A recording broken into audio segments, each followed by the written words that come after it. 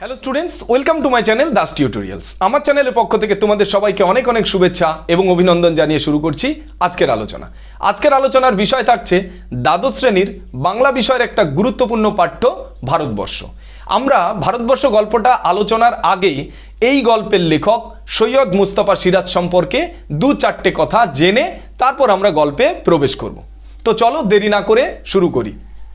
আমরা ভারতবর্ষ গল্পের লেখক দেখছি সৈয়দ মুস্তাফা সিরাজ। তার জন্ম কবে? 1930 সালের খোসবাসপুর নামক অঞ্চল, অর্থাৎ মুর্শিদাবাদেরই খোসবাসপুর নামক একটা অঞ্চলে 14ই অক্টোবর তিনি জন্মগ্রহণ করেন। তবে খোসবাসপুরকে অনেক অনেক বইতে খোসবিলাসপুর বলেও কিন্তু লেখা রয়েছে। তার মৃত্যু কবে? 2012 সালের 4ই সেপ্টেম্বর কলকাতাতে তিনি মাত্র 82 বছর বয়সে কিন্তু মারা যান। ছাত্রজীবন তিনি বহরমপুরের একটি কলেজ থেকে কিন্তু সেখানে গ্র্যাজুয়েশন করেন এবং পরবর্তীতে তিনি কিন্তু ক্যালকাটা ইউনিভার্সিটির স্টুডেন্ট হিসাবে পরিচিতি লাভ করেন। সেখানে থেকে তিনি মাস্টার ডিগ্রি কমপ্লিট করেন। আচ্ছা, কর্মজীবন কি আছে? যৌবনের শুরুতে একটু যুবক অবস্থা যখন তিনি পরিণত বা উপনীত হলেন, সেই সময় থেকে তিনি কিন্তু বামপন্থীর সঙ্গে অর্থাৎ বামপন্থী আন্দোলনের সঙ্গে কিন্তু যুক্ত হলেন এবং সেখানে তিনি এই যে আলকাপ নামক একটা নাট্যগোষ্ঠী, সেই নাট্যগোষ্ঠীর সঙ্গে কিন্তু যুক্ত হলেন এবং সেখানে তিনি সারা রাত ব্যাপী অনেক প্রোগ্রাম করেছেন এবং সেখানে তিনি ফ্লুট বাজাতেন, বাঁশি বাজাতেন, এমনকি তাদেরকে বিভিন্ন রকম নাটকে বা বিভিন্ন রকম মিউজিকে ডিরেকশন করতেন। এই জন্য সেই নাট্যগোষ্ঠীর অনেকেই তাকে গুরু বলে আখ্যা দিয়েছিলেন এবং তাকে গুরু বলে ডাকতেনও। তারপরে কি হলো? তার লেখা প্রথম শুরু হয় 1950 সাল থেকে। এই সালটা কিন্তু অত্যন্ত গুরুত্বপূর্ণ। তার প্রথম লেখা কোথায় প্রথম প্রকাশ হয়? এই যে সুপ্রভাত নামক একটা পত্রিকা, যেটা বহরমপুর থেকে বেরোতো, সেখানে সুপ্রভাত নামক একটা পত্রিকাতে ইবলিশ ছদ্মনাম নিয়ে কাঁচি নামক গল্প তিনি প্রথম প্রকাশ করেন। এখান থেকে তার লেখার সূত্রপাত হয়ে যায়। তারপরে তিনি দেশ পত্রিকায় লেখেন, 1950 সালেই লেখেন শেষ অভিসার। এরপরে 1962 সালে লেখেন ভালোবাসা ও ডাউন ট্রেন। তারপরে আস্তে আস্তে তার লেখক হিসাবে পরিচিতি আরও বেশি আত্মপ্রকাশ করতে থাকেন। তারপরে 1966-তে প্রথম উপন্যাস লেখেন নীলঘরের নটি কিন্তু তার প্রথম উপন্যাস এবং এই প্রথম উপন্যাস লেখার পর থেকেই উপন্যাস লেখার প্রতি তার এতটাই ইচ্ছা এবং অনুরাগ আসতে থাকে, ধীরে ধীরে কিন্তু ওই যে নাট্যগোষ্ঠীর যে সারারাতব্যাপী অনুষ্ঠানগুলো, এগুলো আস্তে আস্তে বন্ধ করে দেন। এরপরে আমরা কি দেখব? 1971 সালে কিন্তু তিনি আনন্দবাজার পত্রিকাতে যোগদান করেন। তাহলে আমরা দেখলাম প্রথমে কোন পত্রিকাতে তিনি কাজ করেছেন। প্রথমে আমরা দেখলাম যে সুপ্রভাত পত্রিকাতে তিনি কাজ করেছেন, তারপরে দেশ পত্রিকাতে দেখতে পাচ্ছি, তারপরে ভান্ডার পত্রিকাতে দেখতে পাচ্ছি, তারপরে দেখছি আনন্দবাজার পত্রিকাতে। তাহলে এতগুলো পত্রিকাতে তিনি কাজ করেছিলেন। এছাড়াও তার লেখা কিন্তু প্রচুর। ছোট গল্প লিখেছিলেন প্রায় 300, তিনি প্রায় 150-র কাছে শুধু উপন্যাসে লিখেছিলেন এবং তার লেখার জন্য তিনি কিন্তু প্রচুর অ্যাওয়ার্ডও জিতেছিলেন। প্রচুর কিন্তু তার প্রাপ্তি রয়েছে। সেই প্রাপ্তির মধ্যে কয়েকটি উল্লেখযোগ্য আমি এখানে মেনশন করে দিয়েছি, দেখে নিই। আনন্দ পুরস্কার আছে 1979 সাল। বঙ্কিম পুরস্কার পেয়েছিলেন, সেটাও একটা উপন্যাসের জন্য। কি? অলিক মানুষ উপন্যাসের জন্য এই পুরস্কারটা তিনি পান, বঙ্কিম পুরস্কার। তারপরে 1994 সালে তিনি সাহিত্য একাডেমি পুরস্কার পান। নরসিংহ দাস স্মৃতি পুরস্কার 1988 সাল, সেটাও কিন্তু একটা উপন্যাসের জন্য। কি? অমর্ত্য প্রেম কথা। তারপরে বিদ্যাসাগর স্মৃতি পুরস্কার পান 2010 সালে। এবং আরেকটা গুরুত্বপূর্ণ বিষয় যেটা, তিনি গোয়েন্দা কর্নেলের চরিত্রটা কিন্তু নিজে সৃষ্টি করেছিলেন, যার জন্য কিন্তু তিনি অত্যন্ত খ্যাতি লাভ করেছিলেন। এই গোয়েন্দা কর্নেল কিন্তু শুধুমাত্র বড়দের জন্য লেখা হয়েছিল এরকম কোনো ব্যাপার নেই, কিন্তু অনেক শিশুদের জন্য অনেক শিশু সাহিত্য লেখা হয়েছে এই গোয়েন্দা চরিত্র বা ডিটেকটিভ ক্যারেক্টারটির উপরে নির্ভর করে। তো এই রকমই একজন গুরুত্বপূর্ণ লেখক 82 বছর বয়সে, এই যে আমরা বলেছি 4ই সেপ্টেম্বর কলকাতাতে কিন্তু তার শেষ নিঃশ্বাস ত্যাগ করেন এবং আমাদেরকে ছেড়ে চলে যান। কিন্তু তিনি চলে গেলেও তার যে মূল্যবান রচনাগুলো, সেগুলো কিন্তু আজও আমাদের মধ্যে বিদ্যমান রয়েছে। আমরা তাদেরকে সেগুলো নিয়ে পড়ছি। আজকের আলোচনা ভারতবর্ষ গল্প নিয়ে। ভারতবর্ষ গল্পটা আমি শুরু করার আগে একটা চার্টের মাধ্যমে আমি একটু কিছু বোঝানোর চেষ্টা করব, সেটা বুঝে তারপর আমরা গল্পে চলো আমরা সেটা বুঝে দেখি। তাহলে ভারতবর্ষ গল্প শুরু করার আগে আমরা যে চার্টটা দেখবো বলছিলাম সেটা একবার দেখে নিই। তবে তার আগে এই গল্পটা নেওয়া হয়েছে কোথা থেকে সেটা নিয়ে বলিনি আমি, সেটা একটু বলে নিই। তাহলে এই গল্পটার উৎস হচ্ছে শ্রেষ্ঠ 50টি গল্প সংকলন। তাহলে আমাদের উৎস কোনটা? শ্রেষ্ঠ 50টি গল্প। এখন যে ভারতবর্ষ গল্পটা আমরা শুরু করব, সেই গল্পটার যে নামকরণটা হয়েছে ভারত আর বর্ষ, এইটাকে আমরা একটু ভেঙে আলোচনা করার চেষ্টা করেছি এখানে। ভারত প্লাস বর্ষ এই নিয়ে হলো আমাদের ভারতবর্ষ। আমি যদি শব্দটাকে ভেঙে দিই, ভারত সম্পর্কে যদি আমি বেশ কিছু অ্যানালাইসিস করি আর বর্ষ সম্পর্কে যদি কিছু অ্যানালাইসিস করি, তাহলে আমরা দুটো জিনিস কিন্তু দেখতে পাবো। ভারতবর্ষ মানে ভারতের অখণ্ডতা। আজকে যে ভারতবর্ষকে আমরা দেখতে পাচ্ছি, একটা সময় কিন্তু এই ভারতবর্ষ ছিল না। বাংলাদেশ, পাকিস্তান এবং ভারতবর্ষ টোটালি কিন্তু একসঙ্গে ছিল।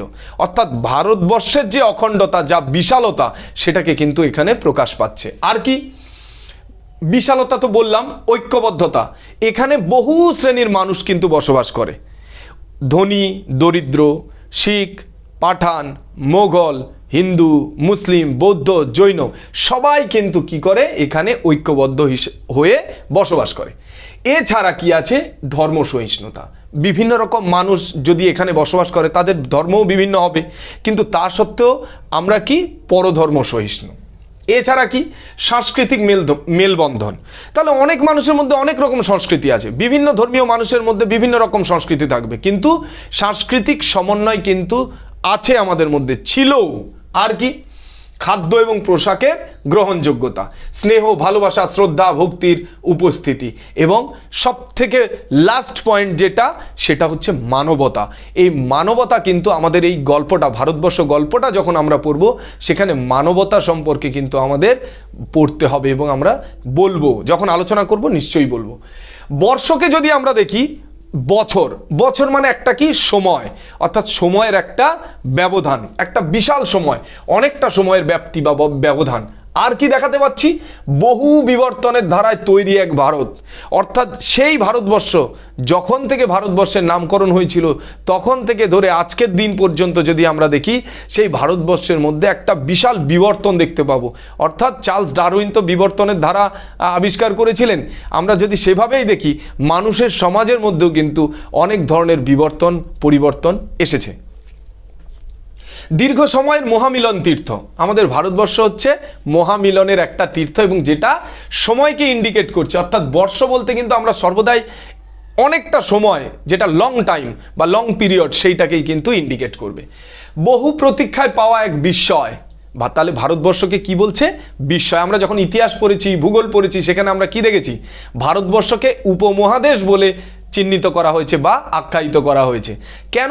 একটা মহাদেশের মধ্যে যা কিছু থাকে, ভারতবর্ষ একটা দেশ হয়ে কিন্তু তার মধ্যে তাই আছে। যেরকম ভূমিরূপ থাকে মহাদেশগুলোতে, আমাদের ভারতবর্ষে তাই আছে। একটা মহাদেশের মধ্যে বিভিন্ন অঞ্চলে বিভিন্ন রকম মানুষ থাকে, ধর্ম থাকে, সংস্কৃতি থাকে।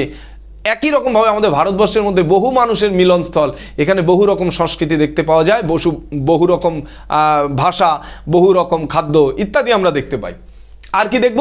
নানা সময়ের উত্থান পতন। অর্থাৎ এতগুলো সময় ধরে ভারতবর্ষে যা উত্থান পতন ঘটেছে, সবই কিন্তু একটা নির্দিষ্ট সময় ধরে হয়েছে এবং একটা লং টাইম ধরে হয়েছে। আর কি আছে? দীর্ঘ যুগের অতীতের ফেলে আসা স্মৃতি। অর্থাৎ ভারতবর্ষ মানেই হচ্ছে আমাদের অতীতের অনেক ফেলে আসা স্মৃতি। তাহলে আমরা যদি ভারতবর্ষকে এই দুইভাবে ব্যাখ্যা দিই, তাহলে ভারতবর্ষে একটা বিশাল যুগ, ভারতবর্ষে একটা বিশাল কিছু, অর্থাৎ বিশাল একটা ব্যাপ্তি। কিন্তু সেই ভারতবর্ষ আমি দেখছি বিবিধের মাঝে মিলন মহান। তার মানে কি? বিভিন্নতা থাকা সত্ত্বেও কিন্তু এখানে মিত্রতা, ঐক্যবদ্ধতা, এই বোধ কিন্তু রয়েছে, যে দুটো আমরা দুভাগ করে আলোচনা করলাম। বিভিন্নতা কেন? এই যে বহু জাতি, ধর্ম, বর্ণ, ভাষা, পোশাক, খাদ্য, সংস্কৃতি ইত্যাদি রয়েছে। মিত্রতা কেন বা মিলন কেন? এখানে প্রেম রয়েছে, ভালোবাসা রয়েছে, শ্রদ্ধা রয়েছে, স্নেহ রয়েছে, সম্মান রয়েছে, ভক্তি রয়েছে, এছাড়াও অনেক কিছু রয়েছে। তাহলে ভারতবর্ষের একটা বিশাল ব্যাপ্তি আমরা এখানে দেখতে পাচ্ছি। তাহলে ভারতবর্ষ সম্পর্কে আলোচনা করতে গিয়ে আমাদের এখানে কাজী নজরুল ইসলামও বলেছেন যে, মোরা এক বৃন্তে দুটি কুসুম, হিন্দু মুসলমান, মুসলিম তার নয়নমণি, হিন্দু তাহার প্রাণ। অর্থাৎ আমরা এখানে হিন্দু, মুসলমান, খ্রিস্টান, বৌদ্ধ, জৈন সবাই মিলেমিশে থাকি। একই রকম সাবজেক্টের উপর বা বিষয়ের উপর ভিত্তি করে রবীন্দ্রনাথ ঠাকুর কি লিখেছেন আমি লিখে দিয়েছি। এসো হে আর্য, এসো অনার্য, হিন্দু মুসলমান, এসো এসো আজ তুমি ইংরেজ, এসো এসো খ্রিস্টান, এসো ব্রাহ্মণ সূচি করি মন, ধরো হাত সবাকার, এসো হে পতিত হোক অপনীত, সব অপমান ভার, মার অভিষেকে এসো এসো তরা, মঙ্গল ঘট হয় নিজে সবার পরশে, পবিত্র করা তীর্থ নীরে আজি মহামানবের সাগর তীরে।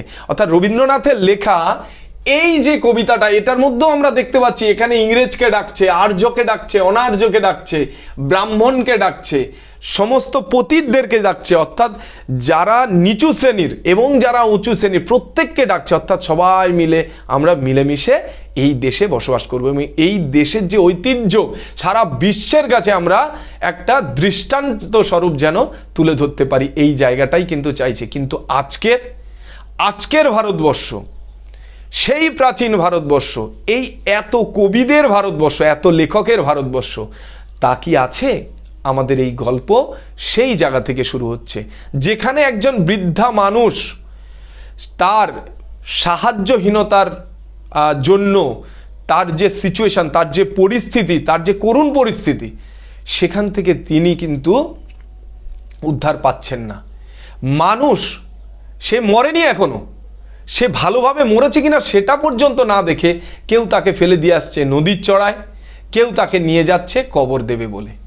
এখন বৃদ্ধাটি হিন্দু না মুসলিম, এই দ্বন্দ্ব নিয়ে দুই পক্ষের মধ্যে লেগে গেল সমস্যা। কেউ তার সমাধান করতে পারল না।